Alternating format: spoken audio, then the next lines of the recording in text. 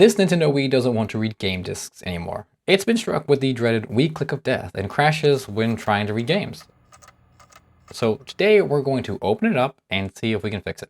First, you'll need a tri-tipped screw and a Phillips screw to get into this thing, and we'll start by removing the screw holding the CMOS battery. Next, take off the covers for the GameCube ports and memory cards, and then remove the 3 small Phillips screws holding that in, noting that one of the 3 is slightly longer than the other for when you reassemble it. Then pry up the black plastic piece, revealing a few more screws. Remove these 2 Phillips and 2 tri-tip screws, because why not make it a little challenging to get into this thing? Then we can remove the screw down by where the CMOS battery was and begin prying up the covers of the remaining screws. Here I'm using a dental pick, as I often like to do to help free them up.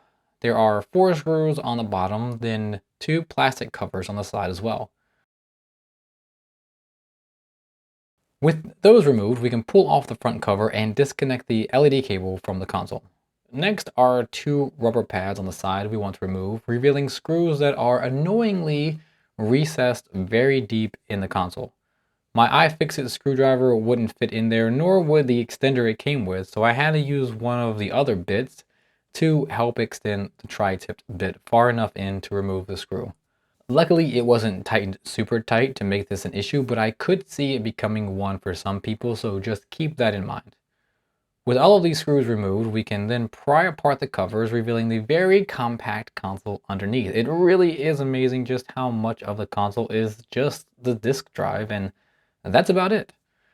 Remove this metal shielding to reveal the disk drive beneath. There are 5 screws holding down a top cover for the disk drive that we have to remove so we can get access to the laser, which is our first stop in this repair attempt. The top cover is connected with a ribbon cable, so be careful when lifting it up and laying it on its side. And here you can see the laser, so there's a chance that there's just a bit of dirt or dust buildup on it that's causing you issues. You can take a bit of isopropyl alcohol and a Q-tip to try and clean it and see if that gets it back into working condition. Unfortunately, that didn't do the trick for this Wii, so we have to go to a bit more drastic measures. So what to do if your laser still doesn't want to read discs? Well, you can replace the laser or you can replace the entire drive. This is actually my niece's Wii, and she opted to buy a whole new drive for it, since that was a pretty much guaranteed fix versus, say, there being a mechanical issue with the drive causing it to fail. In that case, replacing the laser wouldn't help. Replacing the entire drive is actually very simple. You don't even have to remove the top cover. Instead, you remove these 4 screws holding the drive in place, lift it up being careful of the 2 cables attached to the drive. Flip up this little mechanism here to remove this ribbon cable, and then carefully pry out this other cable and the drive comes free. Now it's a simple matter of reinstalling the new drive, and you want to be sure to tuck this extra bundle of cables into the open slot here so the drive lies flat in the console. Then reassemble the console and you should be good to go.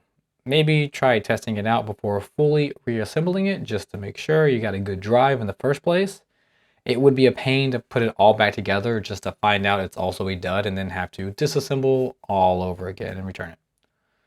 Now, if you're feeling a bit more adventurous and you want to save a few bucks, you can replace just the laser to see if that gets you back to working condition. To do that, take your drive out of the Wii, remove the top cover and disconnect the ribbon cable. Now we have to remove the circuit board. Disconnect these 2 ribbon cables, then carefully pry the board up. It's kind of held in place by the surrounding plastic and the ribbon cables intertwined around the plastic. Now, what you don't want to do is remove this middle piece right here. This is the drive motor that spins the disc up, and you don't need to remove it to get to the laser, and removing it reveals some springs that are a real pain to deal with, so just leave that in place and instead focus on the metal shielding on top.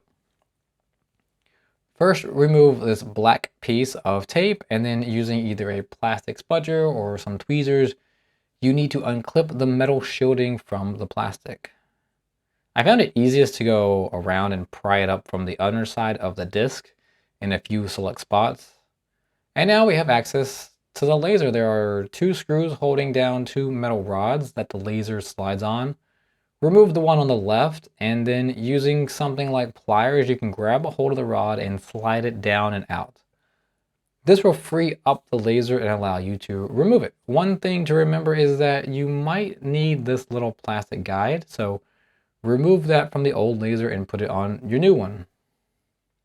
From there, it's a simple matter of just reinstalling the new laser and reassembling everything from there. And those are the steps you can take to bring your Wii back to full life. Now, there is another option to play your games, one that requires no working laser at all. And if you want to check that out, click this video right here.